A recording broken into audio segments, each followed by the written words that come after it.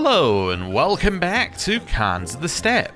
In between episodes, I've been thinking we need a goal, and I've come up with two short-term goals, which are kind of free-form. They're things that we're just going to generally need to do, but it's something for us to anchor onto and work towards. And then one very, very long-term goal. So, short-term goals. First of all, we need to have succession sorted within 10 years. Why 10 years? Well, our current heir and our first son is 6 years old. In 10 years, when he's 16, I want us to be able to say, okay, succession is sorted. This is our heir. He's going to inherit. It's not going to be chaotic, right? So, step number one, that's what I want to do. Now, does this guy have to be our heir? Is he the person who's 100% going to inherit? No, he doesn't 100% have to inherit. It could be any of his brothers or sisters. It could also be a child that isn't born yet. But in 10 years, this is effectively our first opportunity to have an heir who we would be happy to have inherit. So we need to make sure that that's fine. So make sure that we have a wet nurse, make sure we have a tutor, and make sure that the Crueltai are obedient. Now, someone in the comments was talking about us being able to marry children off to the Crueltai, and I believe the hope was to get rid of this special relationship negative. As far as I can tell, if this list is correct, the only ones that will help us here are friend, lover, best friend, and soulmate. Now, that's not entirely true. Mentor and student probably could help us, but they're a little bit more difficult to make happen. I think friend is most likely our best way of going about this. Now, it has also been suggested that if we really want to push friendship, we want to go into family hierarchy and get ourselves befriend, which allows you to befriend people. Although this says removes prestige cost from the befriend scheme. Is that what it used to say? I thought it used to say that you that it would allow you to access it. Let me just have a look here. Is there a befriend scheme that I can do against you then? Befriend. Yes. Oh, I could just be befriending him. Oh, never mind then. Stop swaying him. Yeah, just befriend him. It'll be very easy. It costs prestige. Okay. I was sure that there were conditions to unlocking that, but maybe not. Anyway, so step number one, become friends of our Crueltai. I've also decided that we need to change how we do that in the future. What we need to do in the future of Crueltai is we need to do it the other way around. So right now, we put people on our council because we needed people on our council. What we need to do in the future is put people on our council because they're going to meet the obedience criteria. We need to make sure that they have a special relationship with us. To be honest, that will probably be enough, right? We probably won't hit low legitimacy again, or at least not as solidly as we hit it this time. We'll probably not be quite as low in dread as we are right now all the time, so once those are fixed and we have a special relationship, which will also increase our opinion, this will probably solve a lot of the issues that we have right now. In fact, this would be fixed and this would be fixed, so immediately we're at plus 10, ignoring the fact that being a friend will probably increase it, and the extra opinion will probably increase it. So those two by itself might be enough to just completely turn this around. So, yeah. That's probably how we're going to approach it in the future. Anyway, so that's short-term goal number one. Short-term goal number two. We have about 2,000 herd. Now, why am I saying 2,000 when we have 2,300? It's just to make the numbers easier. Our max herd is around about 10,000. Now, it is actually a little bit lower, but I'm assuming that we can raise the limit somehow, right? So let's say we've got 2,000 herd right now, and we have a max of 10,000, right? Our limit's 10,000. If we increase our herd size by 5, we will get 5 times the number of men-at-arms. We have roughly 500 men-at-arms, horse rider men-at-arms. So, that means we'd have roughly 2,500 troops, right? If that was to happen. 2,500 troops actually puts us in a much better position than we are now. We have a look at these guys. They've got 2.2. Wait, I'm looking for the ones at the top. Sometimes it's difficult to find whoever's at the top here of the suzerain list. But this one's got 700, 2,000, Yeah, so that's 700 there. 2,000, 1.5. Right? If we have 2,500 troops, we are effectively at the top of the pile, right? At least in terms of this little group of people. Which I think would be really good. So, short-term goal number 2, I think, is increase our herd to the limit. If we can get our herd just increased up to the limit that we already have, then we're going to be able to use it to get a lot more of what we want. So, that's our second short-term goal, is try and increase our herd up to the limit. So, 2 short-term goals. Long-term goal. Our long-term goal is probably very unsurprising to those of you who've had a look at what you actually get as you get stronger. Our long-term goal is to get here, become Gherkin, become the greatest of all Khans, and apparently, according to the patch notes, there's some kind of event chain or some kind of guided path once you become greatest of all Khans for conquering a bunch of land. That's kind of like our end goal. What do we need for it? We need so much.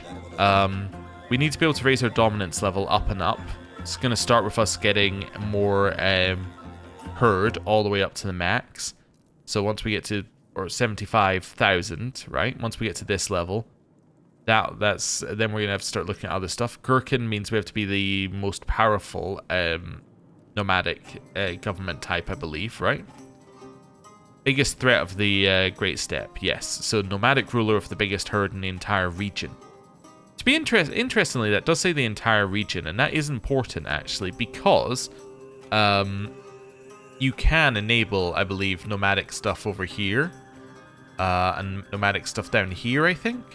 Although I don't know whether that's then just counted in the steppe stuff is just meant to be like where there's usually nomadic stuff. But anyway. Yeah, what was I saying? So yes, we're going to become Gherkin, and then we're going to see what our other requirements are to become greatest of all Khans. So it's kind of like our long-term goal, but it basically is just become stronger. That's all we really need to worry about. Now, I never actually looked at these. What do we get for each level? So level 1. Characters cannot be imprisoned, titles can be revoked, can establish tributaries, migration can only target de jure county titles. Alright. And that gives us extra domain limit. So if I go with this one... Oh, there's also a minimum domain limit. A minimum domain limit to have this much dominance, I'm assuming. So each level as you go up, yeah, you have to hold more and more land. That makes sense. Alright. And a minimum maximum vassal limit. Wait, minimum vassal limit. Does that mean I have to have 2 vassals? Wait. Actually, no, I don't really understand what it means by minimum limit. Minimum domain limit, maximum domain limit. Okay, I see. It means it can't drop any lower than that. That's what it's meaning. Okay, I misread it. Okay, so we're always going to have 2 domain limit or 3 domain limit, and we're always going to have 2 vassal limit or 3 vassal limit at this size. Okay, I understand. So it allows you to use different men at arms. Can construct the sturdy main yurt building. That's fine. So that's what this one does, and it's got a max migration distance. What happens if we go to the next one? Because this is kind of like the next one that we can work towards. Independent nomadic rulers get access to the overrun kingdom Casus Belli. Can use the settle in the steppe decision for tribal. Can use the move into conquered lands decision. Can construct the great main yurt building. Migration can target de jure kingdom titles. Ah! So that's how this is going to scale. So what we're going to be able to do is we're going to be able to go like, oh, actually, I want to take the kingdom of Ob, and that's going to be my new kingdom, and we'd migrate into the whole lot of that, which will also then give you access to more lands with better fertility, which will then mean that you can get more herd and yes, so on and so forth. I understand. All right. So with all of our new plans in mind, what are we going to do now? I'm not entirely sure what we're going to do now, actually. Is there anywhere to raid? Let's just have a look. Let's raise our local raiders. I'm not doing anything with them yet. I just want to see. So I could raid these guys. They've got 500 troops, so we would be slightly stronger than them. Yeah, I think I want to go raid these guys and then maybe raid around the edge. I don't want to go into here, but Yeah. We could do that. So let's just go down this way. Let's raid. Am I still in the right thing? Yeah, I still want to be on capture. Yeah. Oh, also, it's been pointed out, I said that these guys' name wrong, which is not... Now, I'm not saying their name right now until I can remember the right pronunciation. But yeah, if I say any names wrong over here, I wouldn't take it personally. If you've heard me saying the names over here where I actually live, I also get them wrong at least 50% of the time, so it's a me problem. Anyway, we're now raiding. You're coming to fight me. Do we think we're gonna win? It really depends whether we get the mountain bonus, doesn't it? The owner is slightly in debt. Well, that's not us, so they get the mountain bonus. We've also got higher quality. They got more men-at-arms counter, but the men-at-arms are garbage in the mountains, right? What have they got? Like, yeah, they got horses, which are not good in the mountains. They hate it in the mountains. So, yeah, I don't know. Well, ours are pretty okay with it. Yeah, so ours are better, but we do have less of them. We'll see. I think we're probably going to lose, but I'm still interested in finding out, actually. Also, my son just got pneumonia. That's not good. It's definitely going to ruin my he can inherit in 10 years plan. We also can't run from the raid, so we're kind of stuck here. Alright, let's have a look at how this is played out. So, actually, what's interesting is our organizer trait has gone up. It tells us what you need, right? Gain experience in this track by leading an army while moving across the map. Oh, cool. That's good. What do we get for the next level of it? We get some martial from it. And we get more movement speed, and less retreat losses, and more advantage. Alright. So we have 5 more knights. Now, knights are really good, or bagateurs as they're called here, because they are disproportionately strong. We're going to have a look here, just in case you don't know. It's in here, it tells you, right? This is where it gives you the pop-up. Okay. It used to... Wait. They've changed this. This used to give you numbers. I don't like this trend that they've given where they stopped giving you numbers. Numbers are useful. Where are my numbers? Because what this used to say is, I believe it's something like you get for every 1 point of... oh, there we go. There's the numbers. Okay. So I guess it wasn't ineffectiveness. Maybe they haven't changed it. There we go. This is what I was looking for. I was about to rant about them not including numbers. I'll leave that for another time where it's valid. So, each point of prowess gives you 100 damage and 10 toughness, right? So this person at the top, they're getting... Or, yeah, so they're not actually our best one, but that's fine. So they've got 1,600 damage and 160 toughness. If we compare that to these guys, right? That's 20 damage and 16, which you would times by 100, right? Because there's 100 of them, so it's 2,000 and then 1,600. So this singular character right here is doing a damage which is not that far off the Maturkan warrior's damage.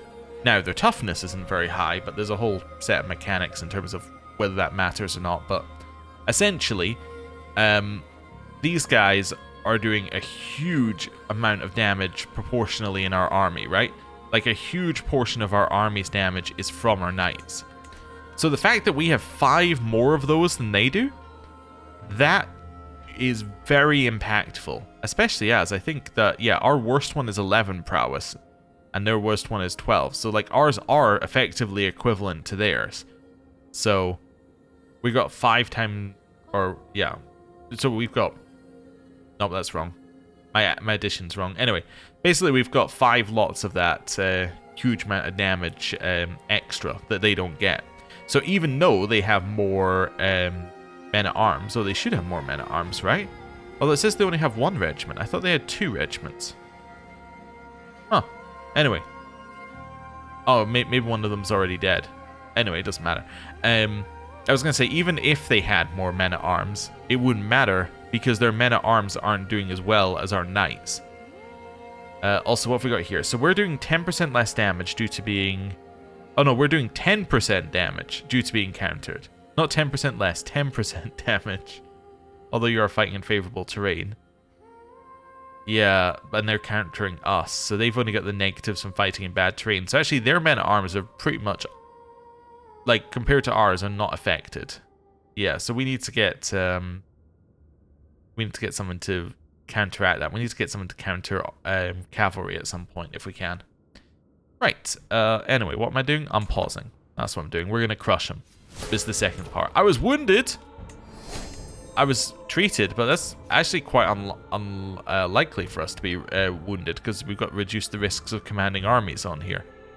But anyway, it doesn't remove the risks, I guess. It just reduces them. Right, yeah. So we did crush them. Nice. We lost 35. They lost 114. Oh, we should also station our men. I can't because they're raised. All right. I was going to say I should station my men at arms so we get bigger bonuses, but they're raised, so you can't do that. Let's go back to speed 5. Hey, we raided this land. We've now got some raid loot from it. This has all been recently raided. Guess I'll head through our territory probably then, and then head up this way. Ooh. You have 1,000 troops. Oh, I'm not messing with you. You have 600. So that's your suzerain there. 300. I could go get this bit of land over here. Or raid this bit of land over here. Just gonna make sure that I go through our land in a specific way so that we don't, yeah, so we don't end up walking into this land and accidentally raiding it. Oh yeah, the other thing that somebody said is, why am I not using the steel herd thing? I don't know. I guess it just says it's difficult, and I'm like, alright, I guess we could probably do that. So, let's just pick somebody who has some herd that's nearby. You have some herd. Yeah, I'm gonna steal your herd. It's only moderate. Alright, so I gained some stress. So scheme success chance will not be oh. That's a weird way of phrasing this. It says scheme success chance will not be affected if I move it up to moderate. But it will be affected because the first level says that it's 10% more better chance. Really it should be first level is 0%, then it's like it's 10% less likely, then it's, you know, 20% less likely. That's how I would have done that personally, but anyway, we're going to steal a large amount of herd. We're going to go for really difficult. Right, let's see what we can do here. I'll auto-invite. Let's see if anybody joins. There we go. There's 95%. Not that many days per phase. And breaches start after 6 months, I'm assuming? Or does it, when does it say? Usually it tells you when breaches start. Maybe breaches can start immediately in this type of one. Anyway, whatever. I'm trying to steal their herd. Let's see how that goes. Right. We have raided them, and we captured a prisoner. Hello, Mergen. Oh, wow. That's a lot of intrigue. That's a huge amount of intrigue. No, I don't need to convert him. I just need the hook and the recruit. How about you? Can ransom you back for some herd? Let's do that. As I said, one of our goals is to end up with more herd, so let's do it. And I've now gained my hook on you. We're now going to use our hook to get your obedience. Let's do it. Can I head into here? I guess I can, right? Let's do it. He has become obedient. Oh yeah, I should have stationed my men at arms when we're back in our land, but anyway. Oh, the steppe season has changed. Severe drought. The land is fragmented and arid like a healing cut. The grasses turned dry and the animals fight with the last straws. The time has come to fight or escape. So this has put us into Eastern Steppe. Has a high chance of going to abundant grazing next, or blessings of the blue sky, which would be great. But it's going to do that in 10 years, so we could leave and come back. Middle step moved to what? White Zud? White Zud's what we were in. So it's minus 40 is White Zud. For this one, this is minus 20. Those. Oh. So this isn't as bad as White Zud. That's what I'm seeing. Unless I'm missing something. Yeah, no, this is not as bad as White Zud. Okay. Well, that's reasonable. And then this one is Cold Zud. Which is, yeah, also worse than our one. They're all bad. Yes. In fact, this looks like it's worse than a White Zud. So yes, actually, Severe Drought is the best for us right now. So we'll take Severe Drought, I guess. So, wait a second. Is this me saying I can do two things with this guy? I can get him to gain the seasoned... Or herder vassals and tributaries may get the seasoned pastoralist trait, which is county fertility growth. Or we can get oversee preparations. Effect due to severe drought. County fertility consumption minus 30%. It's only in one holding. Oh, I see. Yeah. Alright. I mean, this is fine for me. I think we're quite happy where we are. My son also recovered from pneumonia, which is good. Right. Well, carry on then. There's no reason to ditch where we are if all the other areas are worse. Scheme discovered. Ah. Well, let's see. So that did a scheme breach. Let's have a look at this here. It's still got a 95% chance, but it's minus 97, and it goes up by how much per phase? 3%. Yeah, so you don't get any you don't get any leeway with your breaches on this one. It just immediately goes for it. No, I don't want to execute the scheme. I just want to close the scheme. Okay. So the reason we're not doing that is that my intrigue sucks. That's the reason we're not doing that. Basically, you're going to attack me. So this is hills. And you're attacking us. Ah, you've got less knights, you see. And he's got no men at arms. So this one's going to be destroyed. Wasn't even close. After laborious preparations, I was finally able to spend an evening alone with Bellic to speak about things that make life worth living and share a few good stories.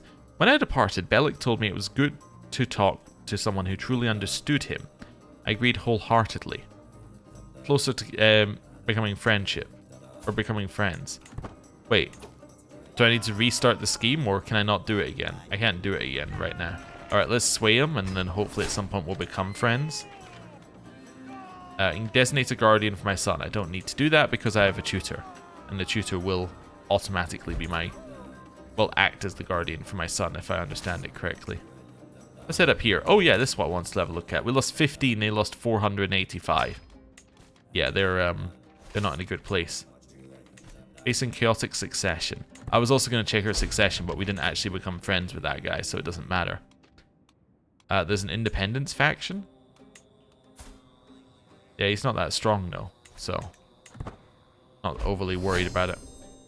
Tutor has educated the child. The child has learned the Mongolic language through observation. Is that what my tutor knows?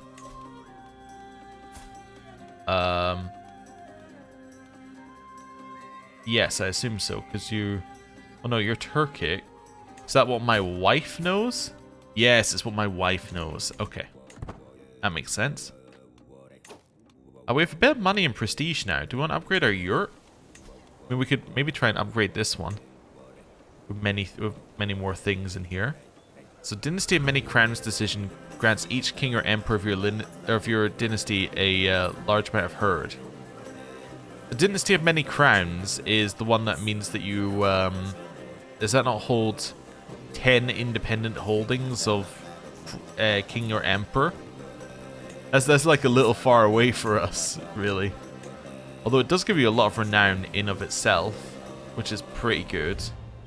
So I mean, if that gives us 0.2 renown, it is a relatively large amount of extra renown. Not that it's going to get us anywhere. Nomadic nursery is interesting. It makes your wet nurse and tutor better. That's definitely appealing. Fertility and sparse opinion. Increase marriage acceptance, or increase acceptance for marriage. Yearly chance of one of your underage heirs receiving a random skill point, 5%. What's the top level of that? 15%. Yearly chance, 15%. Again, not bad. Yurt of Friendship. Chance of you and one of your friends receiving a random skill point, 1% per friend. No cap, though. It does only go up to 3%, but there's no cap on number of friends. Huh. Interesting. Yearly chance of receiving 200 prestige, 2% per hostage in your court. Okay, so if you have a lot of hostages, then you can get prestige. I don't know why 200's written like this. And a yearly chance of one of your wards receiving a random skill. Okay. I kind of feel like the nomadic nursery makes a lot of sense. I also feel that the youth training makes sense. Let's do youth training, then nomadic nursery afterwards. I know we're spending our herd to do so, but although I do want more herd, like, I also want my succession to be good. So let's do that. Fire and blood. We can steal ewes and mares to increase county fertility growth, or alternatively, I can just loot and then gain more loot. Let's ransom you for herd, and I have to wait for the rest of these ones. Yeah, okay. Anywhere else I want to go here? I could go to this one. You're just some guy. Yeah, I'll go raid you. We got it. Oh, they're gonna attack us? Oh, I'll definitely take that. Let's get some herd for you. Pay ransom. No, I'm not letting you pay with money. I'm letting you pay with herd. Or declare to my tributary. My tributary is being attacked by this guy. Well, I can definitely join in on that in a second. Just need to wait for this battle to finish. Let's head back to my territory for a second here. Right. Oh yeah, and then we'll get some more herd. There we go. Did we even lose anyone there? We lost 6 troops. Wow. Yeah, that's not good for them. Right, so now I should be able to disband, right? Yeah. Perfect. So that now means I can raise 1,000 horde riders. Might as well do this while we're here. There's a wild herd. We've had this one a few times. I'll choose the one that lets me capture the herd. Now we got even more in there. I do want to do poisonous lands, but I also want to help out with that. So let's start this. Yeah. And then I want to find my tributary. Who is this person here. Wait, are you my tributary or are you the other one? You're my tributary. Yes. I want to offer to join your war. And he will become my friend. I mean, that's nice. He's already obedient, but let's make him our friend. Right, and then we're going to raise our troops. Let's go. And then I'm going to march up here with... well, I'm not going to march up here. My army is going to march up here. That's fine. Poisonous lands. I think we've had this one as well. I'll spend some money so that we don't have to lose herd. Oh, you're running? Oh, this way? We're almost back. We've arrived back. We can now lead our army. New martial perk. We're going to grab...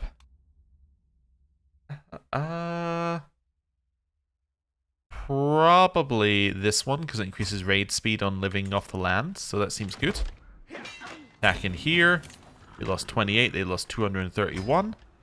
Neighboring ruler has lost a war. So this person lost a war against this person. Alright. Are we done with the war yet? Oh no, we're only at 50%. Well, we are sieging, so that's alright. Oh no! It seems that my diplomatic overtures towards Bellic have caused a major misunderstanding. I've received a letter which makes it clear that he thinks that I've been pursuing a different goal entirely. I'm your Kurultai member for Tengri's sake. No need to read on to get to the point. Oh. Alright, well, he is already obedient though, which is nice. That's cool. Wait, he's not my friend. Yeah, wait a second. He's not my friend. But he's not taking a negative for not being my friend. Look at that. Like you take a negative for no positive special relationship. But you do not. Maybe it's just his opinion of me is high enough that that goes away? Like maybe a high enough opinion that also counts? I don't know. Anyway, whatever. I'm gonna like befriend you, I guess. Let's be friends, Uzur. Yeah, cool. Right. And now we continue our siege. Just sitting here waiting for the siege to finish. Tutors educating my children. That's nice. Increased control. Lost roaming bandits wherever this was, which was lowering the control growth. That's good. So I think that was in this one. Controls 37 there and 64 there. So we are getting more and more from our county fertility, which is nice. Right. Oh, they're going for battle. Oh, now they're sieging. And we've got that land. I'm going to go beat up their army if we can. Chase them. Chase them. You're not escaping me. That was 16 for 20. Not a good trade there. You're no longer keeper of my horses because you're disfigured? Are you not allowed to be keeper of my horses if you're disfigured? I captured this guy. He seems pretty good, so let's do that. Keeper of the horses. Yeah, you can be keeper of the horses. I don't know why. I guess because he must have been like ineligible for a second and then he became eligible again. Yeah, let's negotiate his obedience. Oh, he'll still say no. Wow, he still doesn't want to do that. Alright, I'm going to dismiss you. That cost me prestige. I see you in a chill here then. Right, disband. Secret exposed. I've exposed that my spy master killed this random person. Oh, that made me less stressed to let everyone know though. We can now station our men at arms. I should have done this in between, like us getting rid of the raiders and raising up for the war. But anyway, we've done it now. Consult the skies? Sure. Do we still want love? I think we still want love. I can get love. Alright. Oh, that's fine. A child's grief. Lately, Koza has been wandering around, lost in his thoughts. In his chamber, I find him crying into his pillows. What's the matter, my son? I ask as he begins to calm down. What happens when you die? I just wonder if my wet nurse, Ak Gul, is alright. He takes a big sniff, holding back tears. Maybe she has to nurse for Erlich now. As Koza's voice cracks, he bawls out the largest, dewiest tears I've ever seen. And as upset as I am for him, I didn't realize that was our wet nurse who died. So thank you for alerting me to that. So it was actually our spy master killed our wet nurse, which is not good. Right, let's do that. So your new wet nurse will make everything better. She's surely with the eternal blue sky now. Dead is dead. See, she's with the eternal blue sky. Now, did that say that we had somebody who is fecund, just randomly hanging around? I think it did. Like, not her, not my wife, but somebody else. Court? Fecund? Yeah, are you married? Yes, okay. Well, that's fine then, I guess. That's acceptable. I get disease resistance from my wife. Nice. We could do some sort of war if we wanted to. We could attack these guys who just attacked my tributary. Bring them under tribute. I want to do this, although I do want to briefly mention that I have seen a strategy. I don't know if I already mentioned it in the episode. I don't think I did. Anyway, I have seen a strategy where basically what you do is you just pick somewhere, right? You go and say, like, this is my place where I'm going to be forever. And you just get tons and tons of vassals and tributaries, and you just keep expanding upwards and outwards from there. And you never move. You never migrate. And I believe the logic for that is that your like a big portion of your herd gain comes from vassals and tributaries, right? Or it can come from vassals and tributaries. So if you become strong enough at a certain point, you don't need to actually move to gain extra herd. You can just get your vassals and tributaries to give you herd. So you never actually have to engage with any of the new mechanics, and you just become, feudal, but with the name Nomad put on top of it.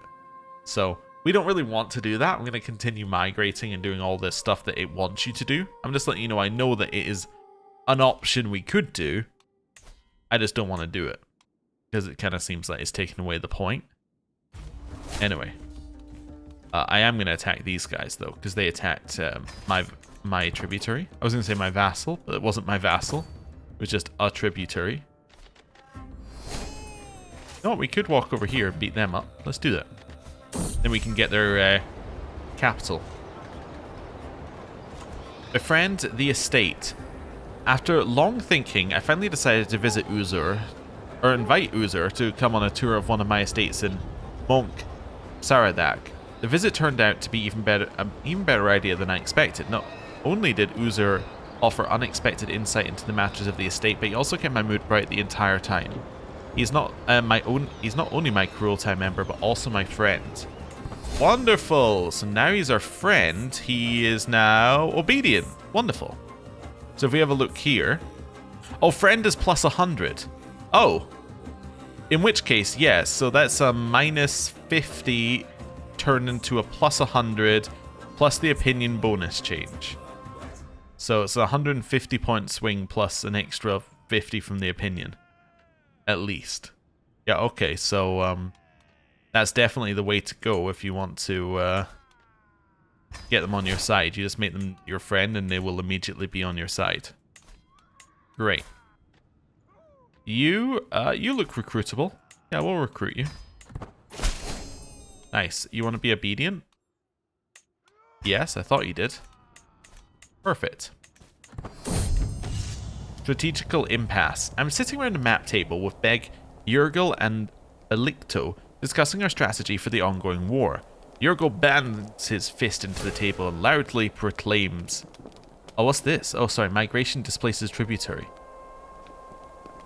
So this person has migrated into some word which has made my tributary move, because my tributary was a herd one. Okay, I understand, I think. Anyway, custom with the sheer might of our armies. Well, Belicto sits back and patiently advocates for us to secure critical locations and wait for the enemy to come around, or come to us instead. It is my right to decide our ultimate course of action. This one's really easy. If you have high enough martial, you just do both, and that gives you a bonus to enemy fatal casualties, and it gives you more attacker advantage and gives you defender advantage, which is just like objectively good. There's really not too much to say about it. It's just objectively good. I think this is the bit of land we lost, wasn't it? Or they weren't this large beforehand, were they? I don't know, maybe they were. You're no longer my Chirby? What's a Chirby? No longer my... Was this the Chirby? I think this was the Chirby.